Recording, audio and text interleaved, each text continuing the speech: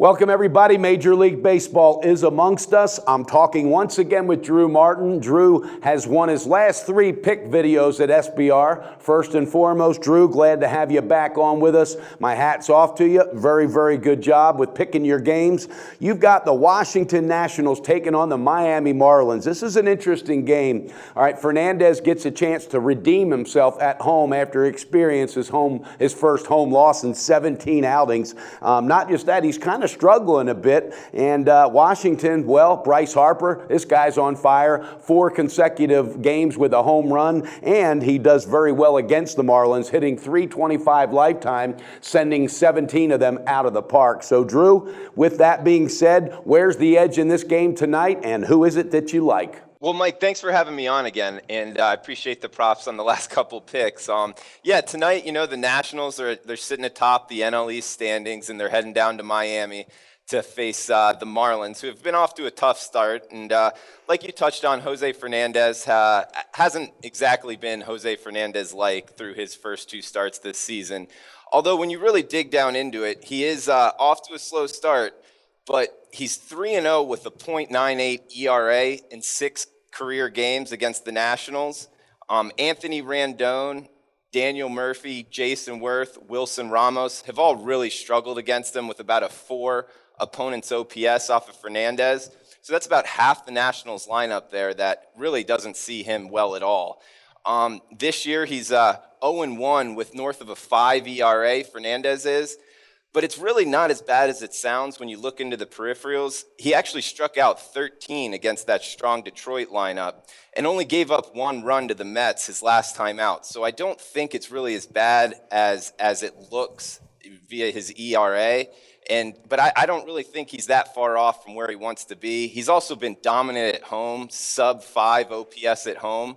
And he's dominant in April with a .55 opponent's OPS against in the beginning of the season. So I'm looking for him to really bounce back here against the Nationals lineup. And, Tanner Roark on the other side has some good numbers against the Marlins as well. So I think this total's sitting a little high. I'm not sure how you feel about, the Nationals starter as well, Mike. But, I know you are high on Jose Fernandez. Yeah, and with that being said, Fernandez, people they pushed the panic button, but like you said, he had 13 strikeouts in that game against Detroit, and the next outing he did very well. So I think he bounces back real strong. Another thing that weighs your favor is the fact that, like Giancarlo Stanton, he's like 2 for 18 in his last 20 at bats. They're really struggling to find that offensive power, and this is the same team that is winless at home. So with that being said, and Roark on the mound, he faces the Marlins pretty tough. I think it might be a good call on a total, on an under. What is that line set at, and what is the best value that you were able to find, Drew? Well, the best line I could find was under 7 plus 110 at JustBet. You can find that on the SBR odds screen. And also to add to what you said, yeah, Roark actually has a 2.39 ERA in 6 appearances in Marlins Park. It's a pitcher's park. He really performs well. He's kind of more of a pitch to contact pitcher, so he pitches well in pitcher's parks, which Marlins Park is. And both bullpens are very well rested. And Dusty Baker's looking to put out Nationals closer Jonathan Papelbon probably real early in this one just to get his confidence back after yesterday's shoddy outing. And the Marlins lineup, like you also touched on, during this 4-game skid, they have not performed well offensively. I think Tanner Roark really takes advantage of that.